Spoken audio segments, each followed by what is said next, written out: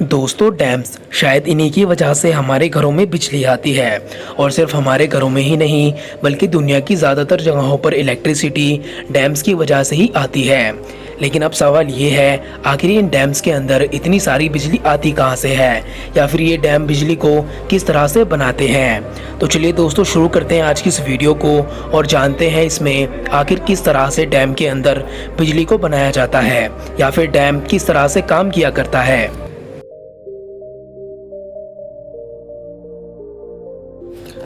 दोस्तों सबसे पहले बात करते हैं डैम के बेसिक स्ट्रक्चर के बारे में। डैम नदी को दो हिस्सों में डिवाइड करता है। पहला हिस्सा होता है अप स्ट्रीम साइड और दूसरा होता है down stream side.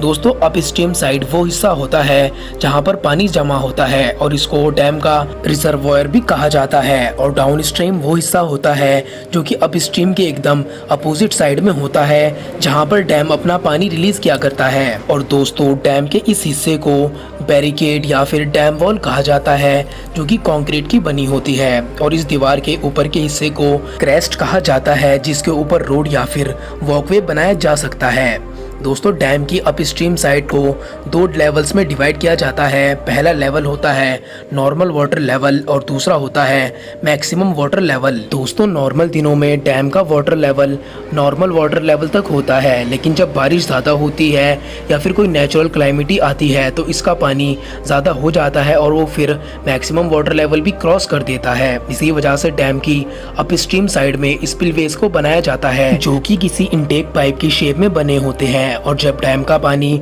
Maximum water level से भी ज़्यादा हो जाता है यानी कि डैम की होल्डिंग कैपेसिटी से ज़्यादा हो जाता है तो उस समय पर डैम के इन्हीं स्पिलवेज की मदद से एक्सेस वाटर को डैम के डाउन स्ट्रीम साइड पर रिलीज किया जाता है। और इन स्पिलवे के अलावा डैम के अंदर ऑक्सिलरी स्पिलवेज भी बनाए जाते हैं जो कि इमरजेंसी के अंदर इस्तेमाल किए जा सकते हैं। चलिए दोस्तों अब बात करते हैं डैम में बिजली को बनाया किस तरह से जाता है।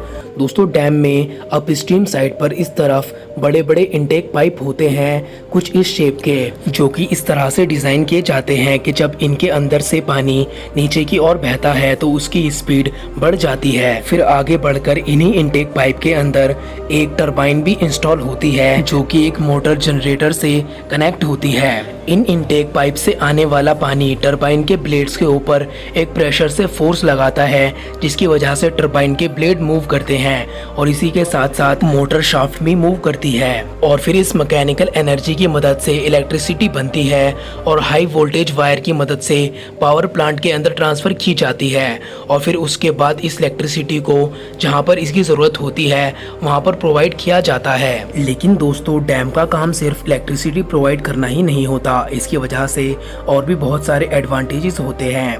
डैम बनाने से फ्लड कंट्रोल होता है और हाइड्रो पावर इलेक्ट्रिसिटी तो मिलती ही है। इसी के साथ साथ डैम की वजह से इरिगेशन फैसिलिटी भी इंक्रीज होती है और डैम की वजह से पानी पीने के लिए और इंडस्ट्रियल यूज़ के लिए वहां पर उपलब्ध कराया जा सकता है। डैम्स बनाने से और उसको मेंटेन करने से एम्प्लॉयमेंट जनरेट होती है और डैम्स की वजह से टूरिज्म के अंदर भी इंक्रीजमेंट देखा जा सकता है।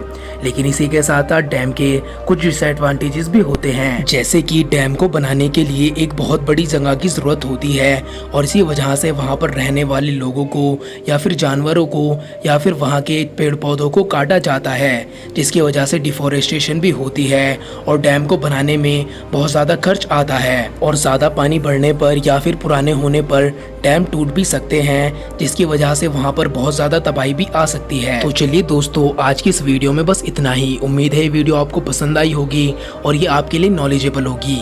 तो दोस्तों इस वीडियो को लाइक कर दें और ऐसी इंटरेस्टिंग वीडियोस के लिए हमारे चैनल को सब्सक्राइब करना ना भूलें। Thank you.